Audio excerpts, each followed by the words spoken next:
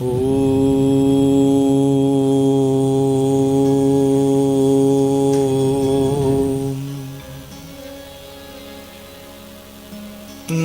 परमहंसास्वादित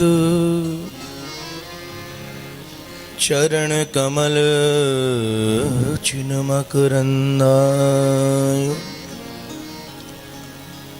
भक्तजनमानसनिवासाय श्रीगोपीजनवल्लभाय श्रीरामचन्द्राय श्रीमते रामानुजाय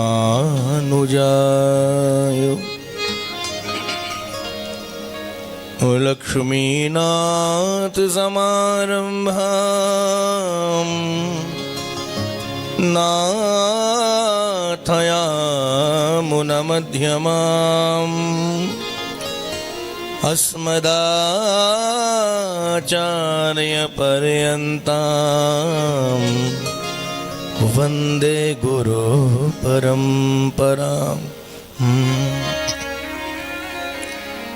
सजल जलद कामं प्रेमवापीमरालम् अविनववनमालं क्षेमवल्लिप्रवालम् नलिनभुवननीलं दानवानां करालम् निखिलमनुजपालं नौमि तं नन्दबालम्। वागीशा यस्य वदने लक्ष्मीर्यस्य च वक्षसि यस्यास्ते हृदये संवित् तं नृसिंहमहं भजे। बोले श्री वृंदावन बिहारी लाल की, बोले श्री भागवत भगवान की, आज के उत्सव की जय जय श्री राधे, जय जय श्री राधे, जय जय श्री राधे। केवल 2 मिनट प्रभु नाम लेते हुए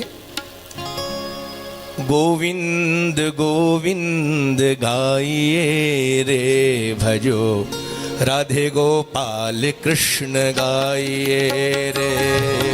गोविंद गोविंद गाइए रे भजो, राधे गोपाल कृष्ण गाइए। गोविंद गोविंद गाइए रे भजो, राधे गोपाल कृष्ण गाइए रे। गोविंद गोविंद गाइए रे भजो, राधे गोपाल कृष्ण गाइए। गिरधारी गिरधारी गाइए रे माई, मीरा के लाल कृष्ण गाइए रे। गिरधारी गिरधारी गाइए रे माई, मीरा के नाथ प्रभु गाइए रे। गिरधारी गिरधारी गाइए रे माई, मीरा के लाल कृष्ण गाइए रे। गिरधारी गिरधारी गाइए रे माई, मीरा के नाथ को गाइए रे। गोविंद गोविंद गाइए रे भजो, राधे गोपाल कृष्ण गाइए रे। गोविंद गोविंद गाइए रे भजे, राधे गोपाल कृष्ण गाइए। भजो राधे गोपाल कृष्ण गाइए, भजो राधे गोपाल कृष्ण गाइए रे। भजो राधे गोपाल कृष्ण गाइए रे। भजो राधे गोपाल कृष्ण गाइए। भजो राधे गोपाल गोपाल कृष्ण गाइए रे। भजो राधे गोपाल कृष्ण गाइए। गोपाल कृष्ण भगवान की जय।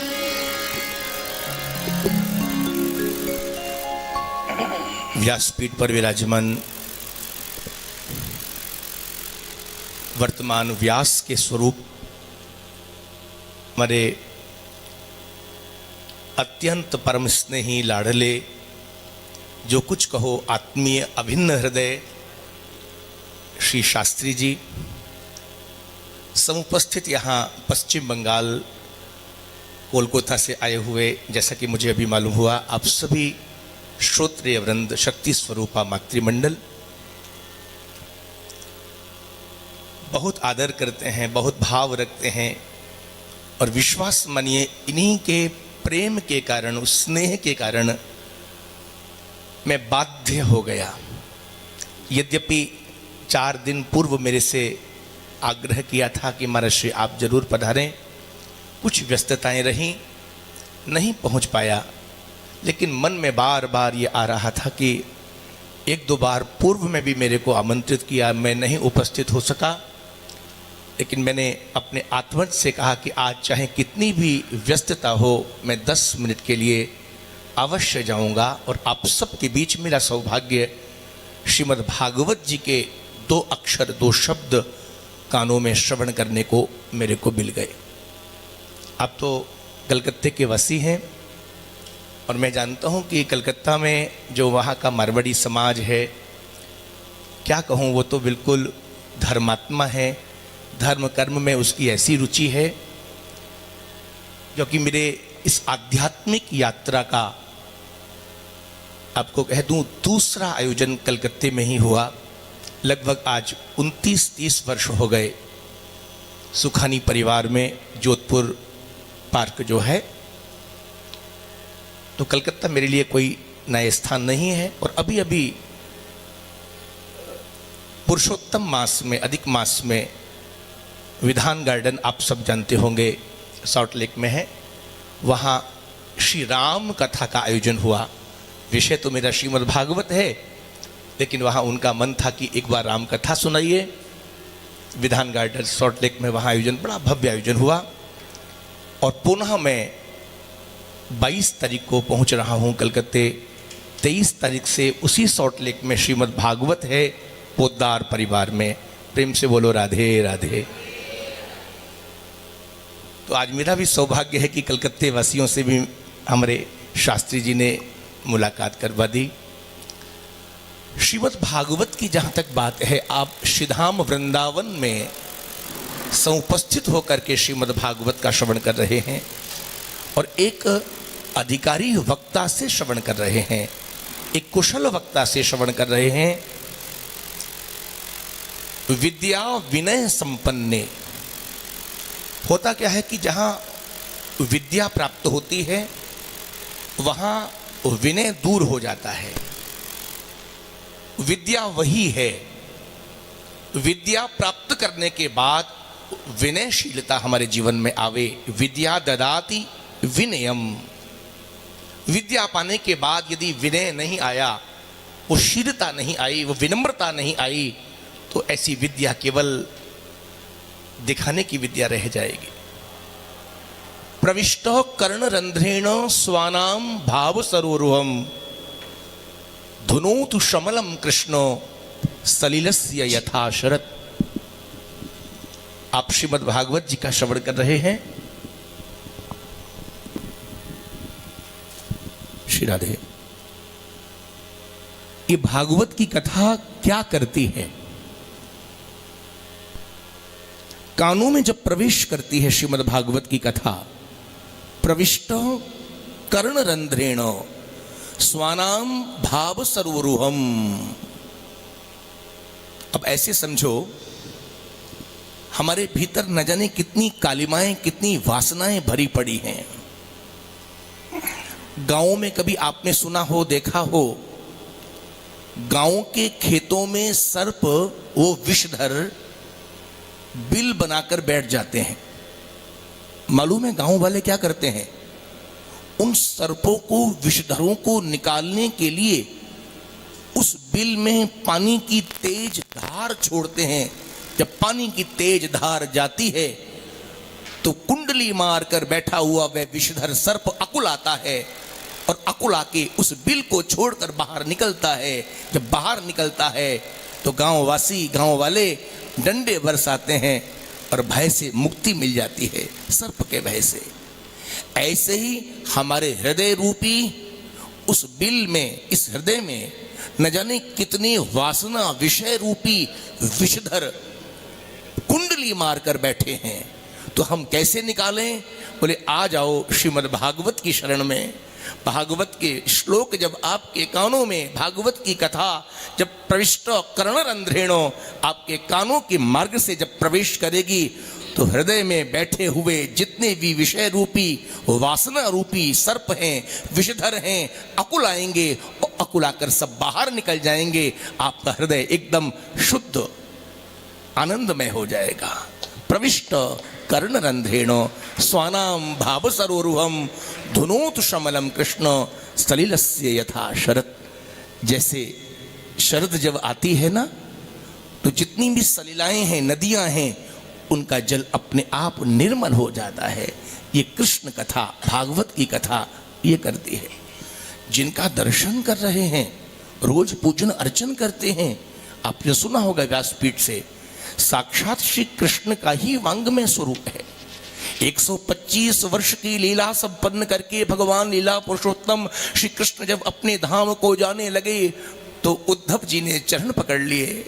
बोले प्रभु आप जा रहे हैं, आगे कलिकाल आएगा और कलिकाल के वासियों के लिए कोई साधन, किस साधन का आश्रय लेकर वो आपको प्राप्त करें? भगवान ने कहा उद्धव मैं जा रहा हूं, लेकिन मैं आ रहा हूं, अवतार ले रहा हूं। किसके रूप में? बोले श्रीमद् भागवत के रूप में। स्वकीयम यत् भवेत् तेजो तच्च भागवते न्यधात् तिरोधाय प्रविष्टोयम श्रीमद् भागवतार्णवम। मैं जा रहा हूं, लेकिन आ रहा हूं, अवतार ले रहा हूं। किसके रूप में? श्रीमद् भागवत के रूप में। इसलिए तेनेयम वांगमयी मूर्ति प्रत्यक्षा वर्तते हरे। ये कोई प्रिंटेड बुक नहीं है, इस साक्षात श्री कृष्ण का ही अपना स्वरूप है, जिसका आप दर्शन करते हैं, जिसका आप श्रवण करते हैं। मैं तो कहता हूं यदि श्रवण करने का भी समय नहीं है, श्रीमद् भागवत के महात्म में तो बहुत कुछ लिखा है। मैं संक्षिप्त में यहाँ बाधक बन रहा हूँ कथा के बीच में। यदि आपको श्रीमद् भागवत के श्रवण करने का भी समय नहीं, भागवत के श्लोकार्धम श्लोकपादम वा, आधे श्लोक का भी पाठ करने का अवकाश नहीं, आप इतने व्यस्त हो गए हैं, तो कलकत्ते वासियों एक काम तो आप कर सकते हैं। श्रीधाम वृंदावन आए हो, ले जाओ श्रीमद् भागवत महापुराण ग्रंथ को यहां से और ले जाकर अपने घर के पूजा बाड़ी में चौकी पर एक वसना बिछाकर भागवत जी को विराजमान कर दो और स्नान करने के उपरांत चंदन चढ़ाकर एक तुलसी का एक पत्ता चढ़ा दो। पत्रम पुष्पम फलम तोयम, बस इतना भी आपने कर दिया और दीनहीन होकर प्रणमन कर दिया तो भागवत जी ऐसी हैं कि आपके जीवन की सारी मनोकामनाओं को पूर्ण करती चली जाएंगी। यह है श्रीमद् भागवत की महिमा, यह है श्रीमद् भागवत की महिमा। जितना कहो उतना कम है। क्या कहूं मैं? अभी अभी तो महाराष्ट्र की कथा सुन रहे थे, मैं तो विक्षेपक बन गया। मैं बहुत विस्तार नहीं, हम तो सुनने आए थे, 2 शब्द सुन लिए, कृतकृत्य हो गए, धन्य हो गए। इतना कहूंगा, जिस रास लीला की कथा को अभी अभी आप सुन के चुके हो ना, वस्तुतस्तु एक गूढ़ रहस्योद्घाटन कर दूं। रास शब्द नहीं है, रास नहीं है, मूल शब्द है लास्य। मूल शब्द क्या है? लास्य। लास्य माने नृत्य करना। लास्य को लोगों ने लास कहना शुरू कर दिया। लास्य का अपभ्रंश हो गया तो लास्य को लास कहना शुरू कर दिया। संस्कृत व्याकरण के अनुसार र ल अभिधत्वात्, र और ल में कोई भेद नहीं है, इसलिए उस लास को ही रास कहना शुरू कर दिया। कोई अंतर नहीं। रास माने नृत्य करना, नाचना।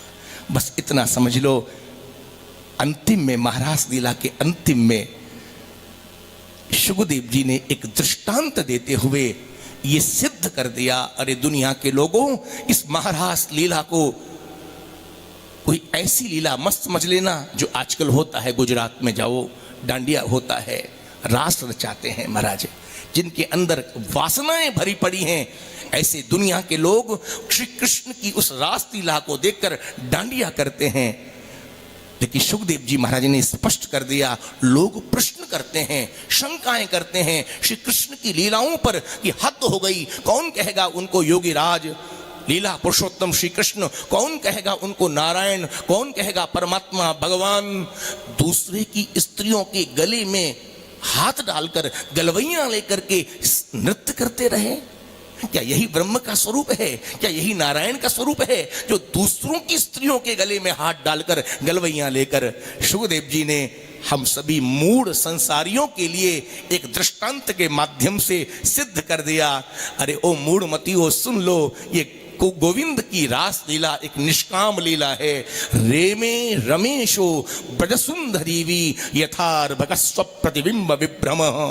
इसका मतलब ये हुआ, जैसे एक अबोध बच्चे को, अबोध माने जो अभी अल्पज्ञ है, कुछ जानता ही नहीं है, नाजान है, छोटा सा बालक है, उस एक छोटे से बालक को किसी शीश महल में खड़ा कर दिया जाए अकेला।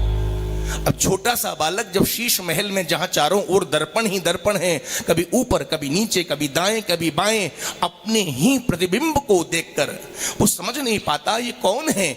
जैसे एक अबोध अल्पज्ञ बालक शीश महल में अपने ही प्रतिबिंब को देख करके भिन्न भिन्न मुद्राएं बनाता है, भिन्न भिन्न मुद्राएं बनाता है, तद्रूप भगवान श्री कृष्ण गोपियों के हृदय आकाश में अपने ही प्रतिबिंब को देख करके भिन्न भिन्न मुद्राएं बनाते हुए महारास लीला कर रहे हैं, नृत्य कर रहे हैं। ये महारास लीला की एक निष्कामता यहाँ पर सिद्ध हो जाती है। कहाँ श्री कृष्ण जिनकी आयु 7 वर्ष की, 7.5 वर्ष की, और कहाँ गोपियाँ एक अबोध में, कहाँ कोई वासना आ सकती है। ऐसी है श्री कृष्ण की महारास लीला। आप सब लोग, मैंने बहुत समय ले लिया, क्योंकि हम तो जब माइक पकड़ते हैं ना, प्रेम से बोलो राधे राधे, तो ना जाने धारा कहाँ से कहाँ बह जाए। मैं तो अपने आप को बहुत कंट्रोल कर रहा हूँ।